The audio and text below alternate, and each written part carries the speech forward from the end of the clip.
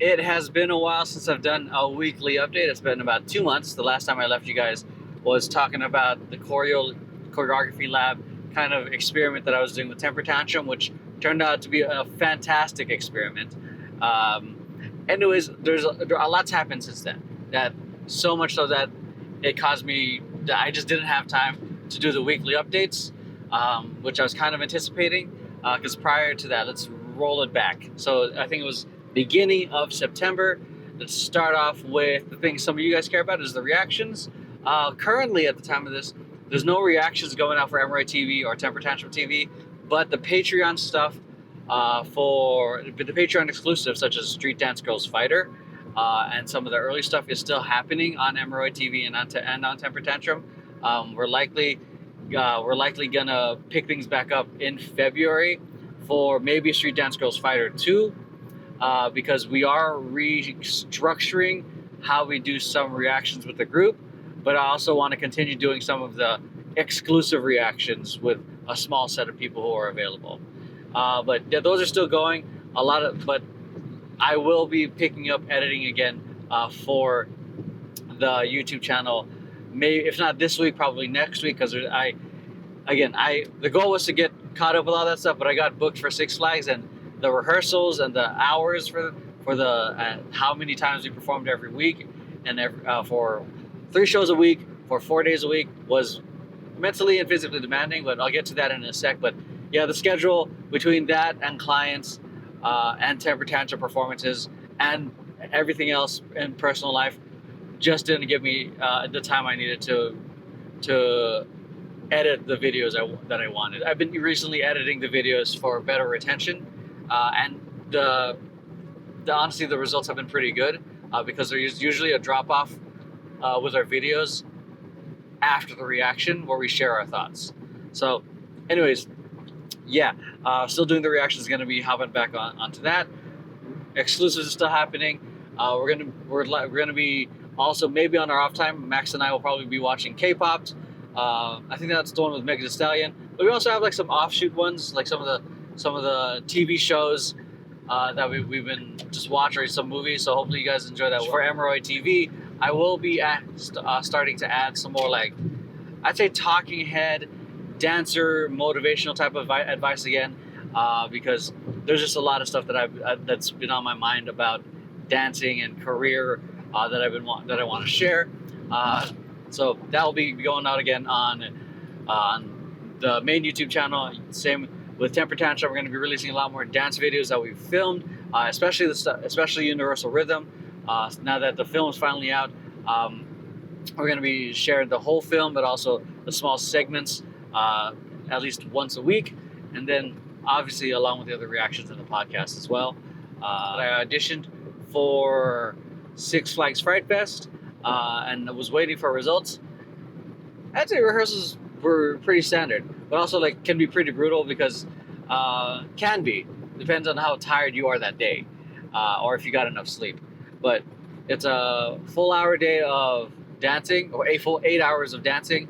But for this schedule, we some of it was from either 5 to 1 or 6 to 2, depending on the availability of all the dancers, because we're trying to make sure the full cast is there. But for Fright Fest, also did 4 shows a week, 3 shows a night. So that part was pretty demanding, especially with the type of choreography that Lauren put together for that one. But it's a lot of fun. Got to put on a lot of fun, crazy makeup, but taking off the makeup, and eventually got to the point where my skin was getting a little sensitive. But it's a lot of fun. I eventually got my favorite makeup style of doing something inspired by Dobby from Boku no Hero. But yeah, that was a lot of fun. There was a week or 2 weeks where I was sick, but I think there was like a week or two, one of those, or a couple shows. I'm trying to remember where I was sick, but I because I couldn't get anyone to switch out because of availability, I showed up to do the damn job. Fortunately, once the shows started going, I guess sickness was set aside and the adrenaline was there, so I was able to do my job. But in between shows, I was napping, dude. I was trying to make sure that I was physically and mentally able to do the job. Again, because there's it's like these theme park jobs are essentially shifts, and I couldn't switch out because the people that were part of the cast were unavailable that day. So I just had to suck it up and go. I had the chance of like saying no and staying home, but personally for me, I wouldn't have felt good knowing that they were short on cast. Fortunately, everything was just fine. I honestly wasn't planning on sticking around after Fright Fest. I thought it was just, but I just wanted to do it one and done, boom. But they had something called Holiday in the Park, which is the Six Flags holiday event. But this time I'm co-choreographer and dance captain. So got to choreograph that alongside with Lauren. We also auditioned. They also had an internal audition for within the park for other dancers or who want to come through and learn how to dance. Max, who was a walk around or a scare actor for Fright Fest, auditioned and made it. So now she's part of the cast for Holiday in the Park. She wasn't able to do the Fright Fest dance performance because she'll admittedly say this, that she kind of choked on her auditions because she got in her head. And auditions can be tough because even though you've taken class and all that stuff, auditioning is a skill itself because you have to be able to deal with that pressure. You have to be able to pick up choreography fast, retain it, be able to perform regardless of the pressure and the cold eyes from casting directors looking at you, because there's no cheering, maybe from the other dancers, but you have to be able to deal with that pressure that there is something on the line, versus like when you just take a regular class and you do select groups, you just do select groups without any sort of consequence of losing out on a job. So yeah, either way, she made it this time around. The choreography just as hard. I'd say not as hard as the Fright Fest choreography, but still just as hard in general. So she made it. I'm proud of her. I'm glad to be sharing the stage with both my partners. Lauren earned her choreographer stint because she was on this before me, and then unfortunately the previous choreographer left, and I agree why they had to step away. And Lauren took over, and then I earned my spot via the auditions. I was gonna be okay if I didn't make it because it was a femme style thing, but thankfully because of Vogue training, the voguing training and the punking training, it helped out with the choreography. And then Max, though she auditioned for Fright Fest, it wasn't just gonna be a gimme. So it was fair. Like, didn't have a good audition. Other people did. She did a lot better this time around. Still, the show's still going. We're gonna be doing Holiday in the Park all the way till the first weekend of January. It is nice to not have to put on all the crazy makeup. The wardrobe for this one is elf themed. We're called the Holly Jollies. I feel like a locker wearing it because it's the candy striped socks, the suspenders. It feels like the 1970s lockers, but for Christmas. And we got a little bit more. Got some locking in this one too, so I'm super happy about that. Aside from that, actually, I got to choreograph 2 music videos for an artist called Chad Future. Don't know too much about him. I got booked for it because I thought he was a K-pop artist, which is what he shared on his casting thing. And when I heard his song, it sounded more like this style, more this era is kind of, I guess, hip hop type music. So it didn't. So I was a little confused. But either way, I choreographed. I got to dance in the first music video and choreographed the chorus. The second one, I didn't dance because he mainly wanted girls, but I got to choreograph all of it. I liked working with him a lot. Don't know too much about his other music. I just know what he really sent me. I just know he also just shared that he just likes K-pop, and one of the reasons that he booked me is that he saw my channel has a lot of K-pop reactions, so he just trusted that I would get the K-pop style. I think I did a pretty decent job with his skill set. It was very clear to me that his skill set for dancing wasn't exactly even intermediate. I'd say more closer to a B+ level beginner, which is hard because if you're trying to go for that high level K-pop choreography, there's a lot more intricacies that you have to have, and you have to have your foundations with dance. And I couldn't push it to that level, but I worked with what I have, and I think it was pretty good. Yeah, it was great. It was great to work with him. It was also great to use these opportunities to book some of the Temper Tantrum dancers to come perform, to come be part of the music video. In terms of Temper Tantrum, the Choreo Lab experience was great. We created 4 different routines in 2 weekends. It was a fantastic turnaround, and we also managed to film about, not 4 routines, 6 routines.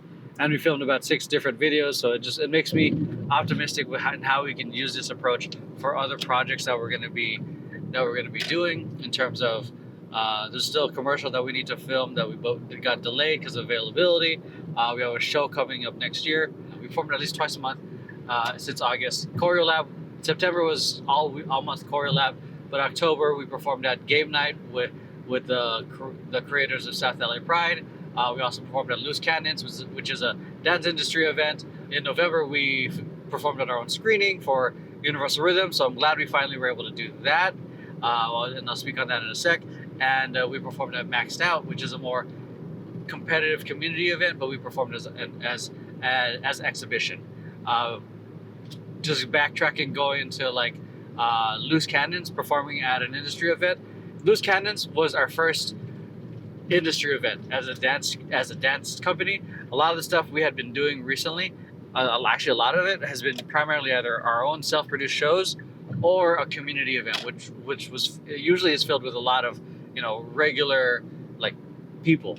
They're not dancers, they're moms, dads, casuals, and whatnot.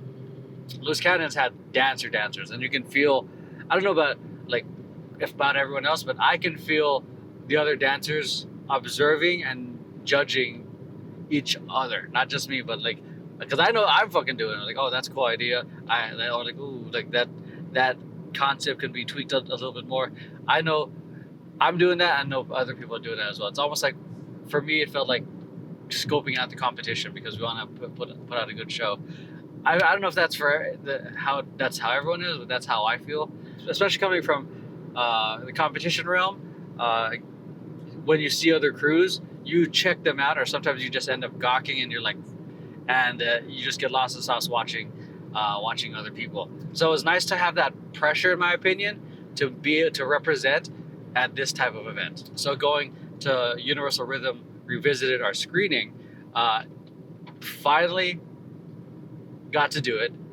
We were originally supposed to do it back in March at DreamWorks Theater, but that fell through because of some confusion on an agreement, so just didn't happen. Man, I was so excited for it to be there. They would have walked in and saw Shrek. The theater fit at least 80 people. It was a beautiful theater, and we actually were testing the film in terms of formats to see how it would run. Unfortunately, it didn't work out, and we looked at other theaters since then, and since that moment, and it just didn't fit our budget because the DreamWorks Theater was a different setup, and the other ones were just more like 2,500 and up, and of which we didn't have the money for because we're also subsidizing our child company at the time. So we decided we're not going to delay this another year, so we might as well just bring it home, and we'll do it at the studio we rehearse at, and just make it a more intimate event and make it just $10. So, which is what we did. I'd say we sold out at least 80% of the tickets, which is pretty solid. Being able to finally show the film, but not only that, we also got to showcase all the choreography and the routines that we had made within the past 3 months. So it was cool to showcase that. So we wanted to make it a whole experience, and not just show the movie, but also showcase the choreography, make it as much of an experience as possible. I'm glad that we finally got to do it and close the chapter for Universal Rhythm. So and then Maxed Out, which is one of the community event for that. Which is, just for clarification, those of you guys don't know, when we call community event, it's more like the collegiate competitive community. We haven't done a competitive community event since 2022, which was World of Dance Las Vegas. So being able to hop on this stage just to showcase what we do, it was nice. But it was also very apparent that we're no longer, at least the way Brandon, Lauren, and I do things, we're no longer operating at a level of a community team.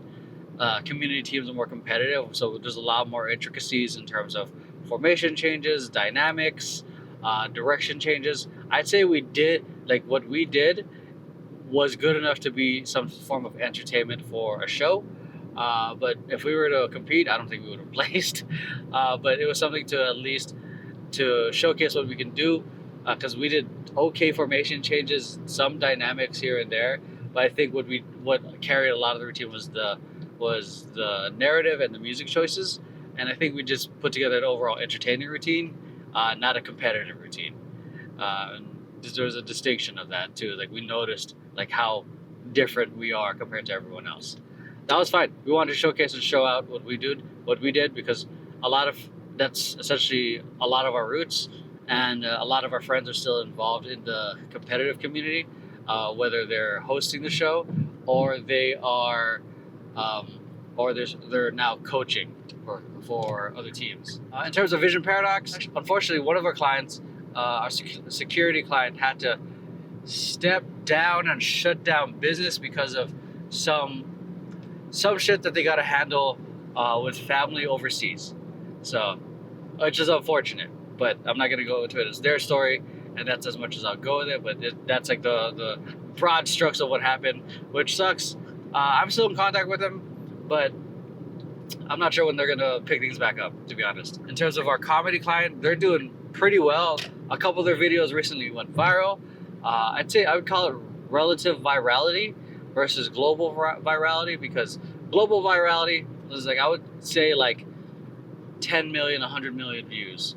But for this one, I'd call it relative virality because it's relatively viral compared to the other videos that they have. But prior to these videos doing really well, he was averaging maybe 200 to 400 views a video, and after the videos did well, and so the videos that went well went around 360,000 views and 380,000 views respectively on Instagram, and 460,000 views on Facebook. Not so much on YouTube, not so much on TikTok, but those two did really well. On those two platforms, those videos did really well, which now has elevated all the other videos, which were doing the 400 views before. Now we're doing about 2,000 to 3,000 views per video, and occasionally some of them are popping off to 15,000 to 22,000 views a video. So, which is doing pretty good. The relative virality did really well, especially since we just started the account a couple months ago. Something that we noticed that we're doing consistently before the virality hit was that we were sticking to topics I knew that would do well, which is health, wealth, and relationships. And based off we had done a handful of podcasts with him already, and he definitely had a lot to say about two things: relationships and pickleball. So we sent for one of the recording sessions, we just had to let him rip about pickleball, and one of the formats now for the relationships is just him essentially reacting to some dating advice that's given on Reddit, and a lot of the themes lets him share his opinions about certain situations, and he's not having to constantly reshare the same message, though it does come up because it just shows it's something that he believes in.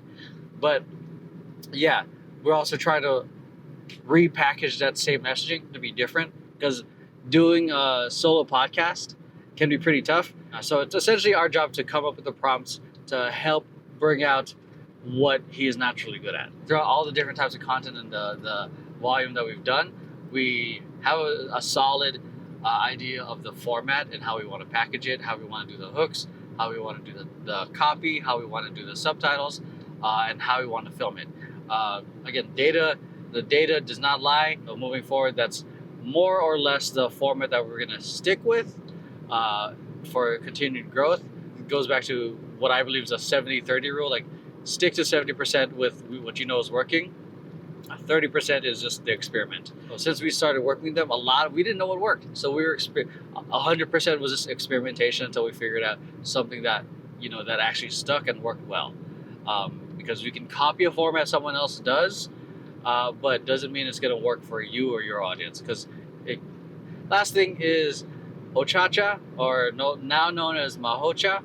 They are no longer a subsidiary of Temper Tantrum. We had some differences in terms of how the business was being executed, so we just, in short, parted ways. I don't know if I'm going to go into the details about what happened, at least not yet, because I will say it was disappointing at how it ended, because I was ready to play the long game with them and to see them succeed. But they had their own version of what success looked like to them, and that unfortunately didn't involve us. So we parted ways. It is what it is. Sometimes it works out, sometimes it doesn't. Okay, so I honestly don't know if I'm going to be able to do these weekly, maybe a monthly update thing, but I'm going to share with you guys the lessons of the past 2 months. Woo, man, I don't know. What is the lessons of the past 2 months? I think I have several. If you guys are still watching at this point, I appreciate you guys being here. But I'd say the first lesson, I'd say specifically business-wise, is for me, moving forward with any business venture, I want to really, really be rigorous on the person who's driving the car versus the car they're driving. I think I heard this from Gary Vee. Like, you look at the jockey, not the horse. And I let my friendship with the person who was leading Ochacha kind of blind me, because there were some reservations, but I was too focused on the opportunity of what it could become versus the person who was actually driving the vehicle, and it kind of bit me in the ass. And I'd say be more rigorous in terms of checking in and the involvement. In terms that what that would look like is probably weekly meetings. I gave so much autonomy to this person that, because I trusted them, and I might end up just swinging too far the other direction. But I'd say, because I honestly don't want to micromanage, but maybe not so much micromanage, but at least be more involved than I was. So the next lesson is probably stick it out. Like, the BS you're going through, at least for speaking for myself, the BS we went through with the screening not working out, the Ochacha parting ways, those things, as tough as it was, it's not the end of the world.